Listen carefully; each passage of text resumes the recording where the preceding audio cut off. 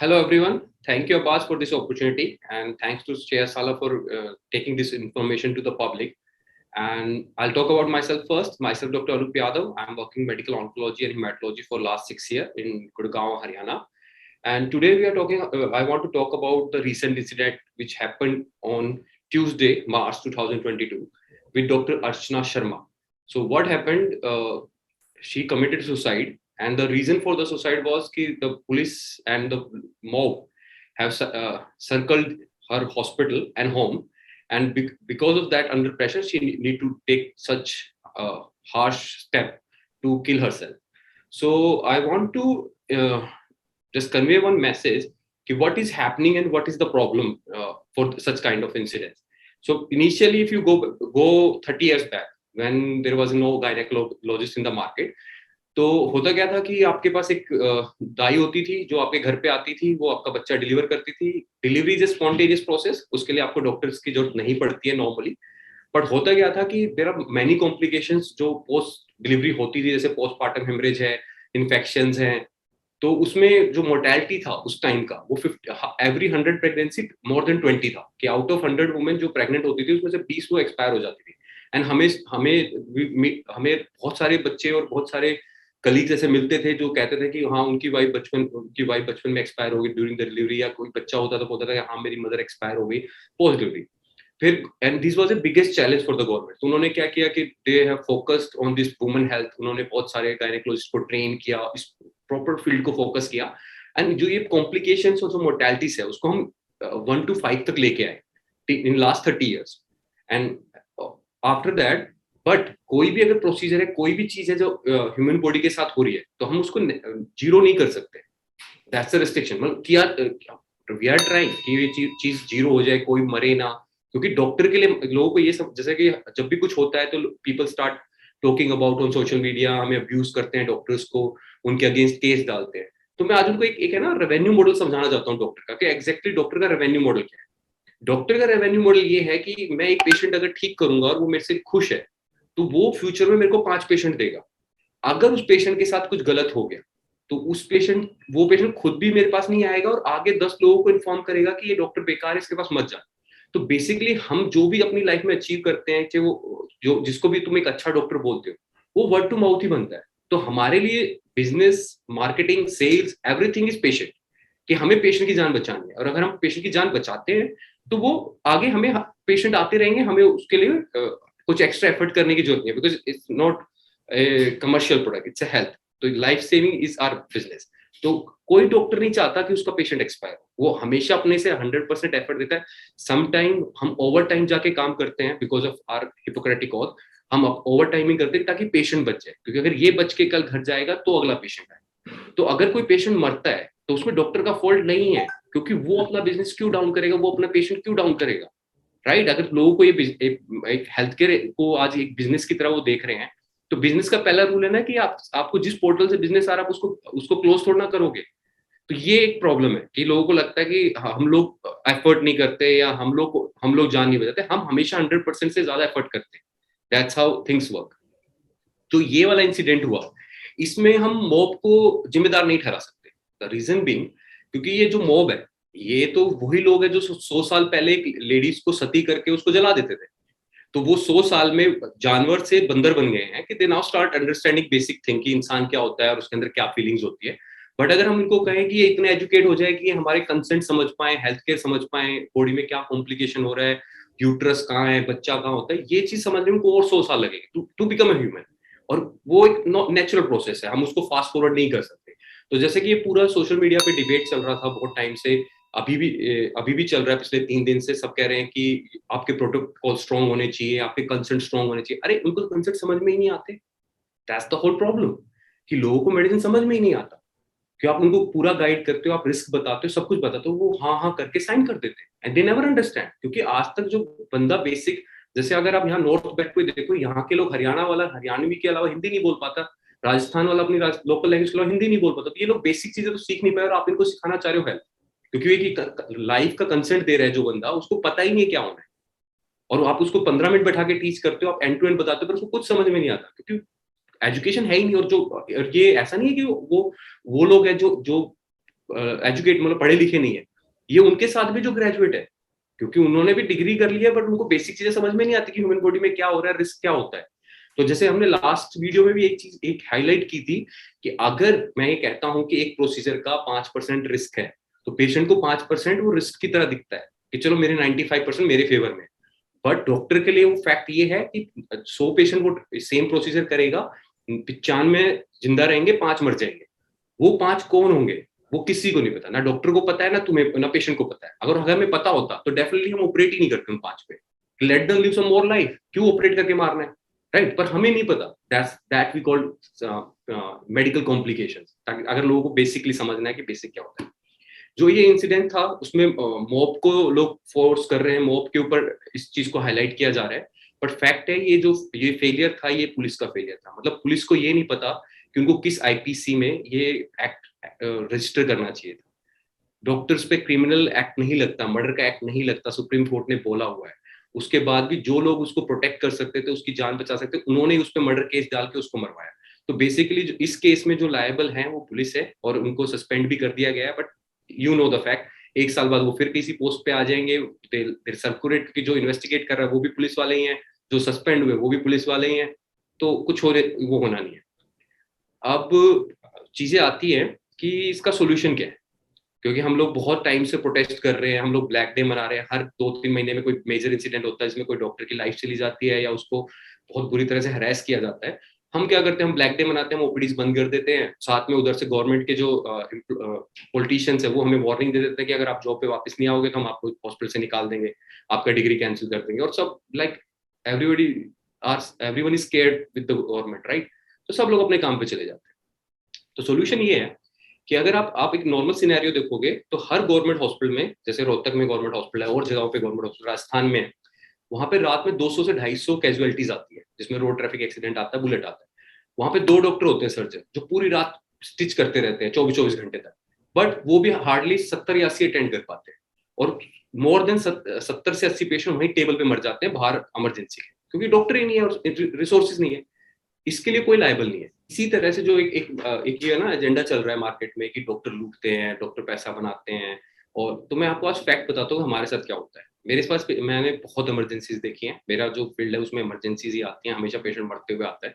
तो जब पेशेंट आता है तो मैं उसको काउंसलिंग करता हूँ कि इसके चांसेस 10% है या नहीं बचे, आप इनको घर ले जाइए। तो वो मेरे को पहला चीज बोलेगा कि सर आप अपनी पूरी कोशिश कीजिए, आप टेंशन मत लीजिए, पैसों का तो बिल्कुल मत सोचिए, ठीक है। अब उसके बाद 2 सिनेरियो होंगे। मैं उसको ट्रीट करूंगा, वेंटिलेटर पे डालूंगा, वेंटिलेटर पे वापस आने की प्रोबेबिलिटी 20% है। पर 20% मतलब 100 में से 20 लोग आ रहे हैं, तो मेरे लिए तो 20 जाने बहुत है, उनके लिए कम होगी, मेरे लिए बहुत है एज ए डॉक्टर। तो हम लोग क्या करते हैं, उनको वेंटिलेटर पे डालते हैं।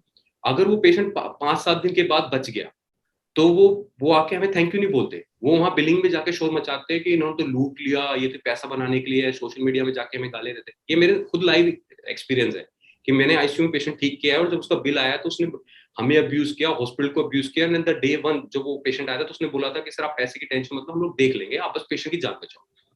तो चलो इट्स स्टिल गुड आउटकम कि चलो हमें अब्यूज ही मिला पर पेशेंट की जान बची। अगर वो बाई चांस वही पेशेंट 5-7 दिन के बाद रिस्पॉन्ड ना करे और वेंटिलेटर से बाहर ना आए, तो फिर ये लोग स्टोरी बनाते हैं कि ये तो 5 दिन से ही मरा हुआ था और हमने तो बस इन्होंने तो बस वेंटिलेटर से पैसा बनाया है, ये तो पहले ही मर चुके थे।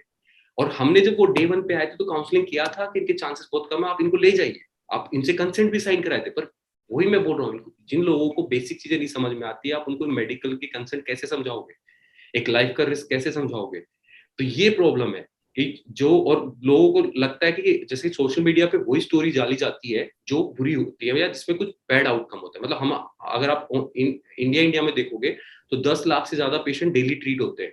बट स्टोरी कौन सी आती है, वो 2 या 4 हजार जिनके साथ थोड़ा सा मिस हैपनिंग हुआ है, उसमें उनकी भी गलती रहती है कि जब वो पेशेंट बीमार होता है उसको घर पटक के रखते हैं, और जब वो सिक हो जाता है तो हमारे यहाँ पे आके चढ़ जाता है। गवर्नमेंट में मेरे कुछ कलीग्स, मेरे भाई जो भी फ्रेंड्स काम कर रहे हैं, रात में उनके पास इमरजेंसी आती है, वो लोग बंदूक लगा देते हैं कि जान बचाओ। कैसे बचाए? और बंदूक लगाने से क्या होगा? ये हमारे साथ डेली हो रहा है, ये हरासमेंट हमारे साथ डेली हो रही है कि अगर पेशेंट बच जाता है तो हमें बिल के लिए चोर ठहराया जाता है, अगर पेशेंट मर जाता है तो हमें बोला जाता है कि मरे हुए का पैसा बना से कि भाई सारे डॉक्टर अच्छे होते हैं। देखो डॉक्टर जो आता है वो सोसाइटी से आता है। अगर कोई इंसान ही खराब है तो वो आर्मी भी ज्वाइन कर सकता है, वो डॉक्टर भी बन सकता है, वो लॉयर भी बन सकता है, वो जज भी बन सकता है। तो अगर एक इंसान ही खराब है तो वो किसी फील्ड में भी हो सकता है। तो आप उसमें अगर एक या कोई दो लोग बेकार निकल जाते हैं, या आपके पड़ोस में आपको एक डॉक्टर बेकार मिल जाता है, दैट डजंट मीन कि आप पूरी कम्युनिटी को अब्यूज करें, या उसके चक्कर में एक जनरलाइज सिनेरियो बना ले कि डॉक्टर तो चोर होते हैं। तो ये जो प्रॉब्लम्स हैं, ये बहुत बड़ा फैक्टर है कि अभी इतने सारे डॉक्टर्स हैं जो देश छोड़ के जा रहे हैं। जैसे एम्स, जो अच्छे अच्छे इंस्टीट्यूशन से डॉक्टर पास है, वो सब छोड़ के जा रहे हैं, जबकि उन्होंने गवर्नमेंट के पैसों से पढ़ाई की है, नॉट द प्राइवेट डॉक्टर्स। और दूसरा फैक्टर क्या है कि जब से ये फियर स्टार्ट हुआ है, तो अगर कोई बंदा रिमोट एरिया में कोई बंदा सिक होता है और वहां पे एक छोटा हॉस्पिटल था जो उसको फर्स्ट एड देके बचा सकता था, और बिकॉज ऑफ दिस फियर कि अगर बाई चांस मैंने इस पेशेंट को टच किया और इसको कुछ हो गया तो ये लोग आके मेरा हॉस्पिटल तोड़ देंगे या मेरे को पीटेंगे, वो केस लेता ही नहीं है। और ऐसे हम बहुत सारे केस देखते हैं कि जो आपके रिमोट एरियाज में, राजस्थान में है, हरियाणा में है, वहाँ पे जो बेसिक बेसिक मेडिसिन उसको मिलनी चाहिए थी, नहीं मिलती, क्योंकि कोई रिस्पॉन्सिबिलिटी उठाने को तैयार नहीं है, और पेशेंट यहाँ शहर तक आते आते मर जाता है। तो लोगों को ये नहीं पता लग रहा कि जो जो उनके एक्शंस हैं, उनकी वजह से उन्हीं के लोग मर रहे हैं। कि तुमने जो वे चूज किया है डॉक्टर को हरास करने का या उसको उसको पीटने का, उसकी वजह से जो तुम्हारा ही पेशेंट रात को बच सकता था, तो उसने छोटे हॉस्पिटल में उसको लिया नहीं, जस्ट बिकॉज कि तुम उसको पीटते और वो शहर आते आते मर गए। तो ये और एंड में अभी आगे फ्यूचर में ये चीज बढ़ने वाली है कि आगे आगे डॉक्टर आपके जो प्रोसीजर में, मान लो अगर एक प्रोसीजर में 40% रिस्क है कि 40 मरेंगे, 60 वो करेगा ही नहीं, तो जो 60 बच रहे थे वो भी मरेंगे, क्योंकि वो क्यों रिस्क लेगा? Why he risk his life, why his risk his reputation, why? कोई नहीं करना चाहेगा ना। तो ये प्रॉब्लम है जो डॉक्टर अर्चना शर्मा के साथ हुआ, ये क्लासिकल एग्जाम्पल है कि लोगों ने उसके पहले से उसके 3 बच्चे थे, अर्ली एज में उसने प्रेगनेंसी स्टार्ट कर दी थी, बॉडी वीक थी, पीपीएच 1 से 5% फीमेल में हो सकता है, उसको प्रिवेंट करने के लिए भी उसने मेजर्स लिए जाते हैं, वो हर हॉस्पिटल लेता है। उसको अगर पीपीएच हो जाए तो उसको भी मैनेज करने के लिए कुछ स्टेप्स होते हैं, वो भी हर हॉस्पिटल करता है, बट फिर भी लोग मरते हैं, क्योंकि हम भगवान नहीं है, और हमें भगवान बनाओ भी मत। डॉक्टर को तुम भगवान बना के पीटोगे, अच्छा नहीं लगेगा। बेटर तुम इनको इंसान रखो और फिर पीटो, that will sound better for us. मेरे को जो मेन फॉल्ट लगा वो पुलिस का था, कि आप इतने इग्नोरेंट कैसे हो सकते हो। अगर मैं एक एज ए डॉक्टर, मेरे को नहीं पता पैरासिटामोल कैसे देते हैं, तो ऐसा ही इन पुलिस वालों ने किया है कि उनको एज ए पुलिस उनको ये नहीं पता कि कौन सा आईपीसी यूज करना है, कौन सा उस पर धारा लगेगी, और उस टाइम पे किसको प्रोटेक्ट करना है। उस टाइम पे डॉक्टर को प्रोटेक्ट करना चाहिए था, ना कि उनके पॉलिटिकल अलाइज को। So that was very bad and it's keep happening. आज ये लास्ट नहीं है, कल फिर होगा, कल हो सकता है राजस्थान में ना हो, हरियाणा में हो, यूपी में हो, और होता रहेगा।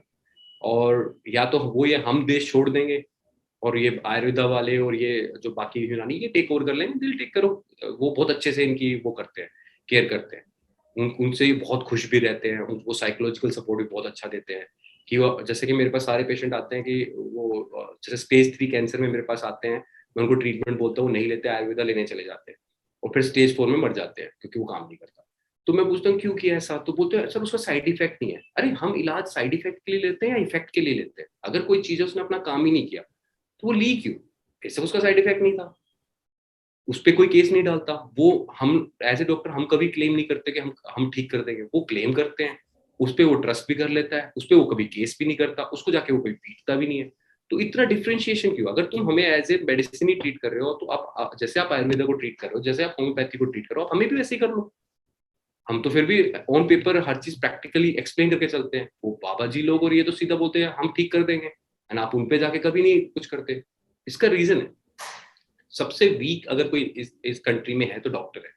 अगर आप पॉलिटिशियन से पंगा लोगे वो आपको पब्लिक में मारेगा, आप लॉयर से पंगा लोगे वो आपको कोर्ट में फंसा देगा, आप गुंडे से पंगा लोगे वो सुबह शाम आपको कोई मरवा देगा, आप बाबा से पंगा लोगे वो आपको सोसाइटी से निकलवा देगा। हम ही बचते हैं क्योंकि हम किसी की जान नहीं ले सकते, क्योंकि हमें पता है कि कई बार एक जान बचाने के लिए 2-2 दिन निकल जाते हैं और पूरा स्ट्रेस रहता है, भागा दौड़ रहती है। So we can't kill anybody and we can't harm anybody, क्योंकि हमने चीजें ठीक की हैं, हमने उसके जो टूट फूट के आते हैं उनको ठीक किया है, तो we can't hurt them. Otherwise एक डॉक्टर के लिए एक इंसान को किल करना is very easy. We know more than 50 ways to kill a human in just 1 minute. बहुत आसान है, बट हमसे नहीं हो पाया ना, कि हमने हमने जो जितना भी अपना एक्सपीरियंस, जितनी भी लाइफ वेस्ट की है जान बचाने में की है टिल डेट।